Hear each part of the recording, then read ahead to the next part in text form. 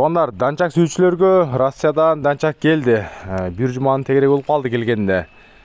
Биринчи эле биз жашы, боюн, так боюнда көрсөтөлү. Бой 1.68 ге өлчөнгөн. Мына метр менен так даана болсун деп, метрдин аягын эле көрсөңүздөр болот. Метрге 1.68 ге өлчөп аласыздар. Жашы жаш жылкы 4 жашта, кыргыз эсеп 1 асый, жаңы асый.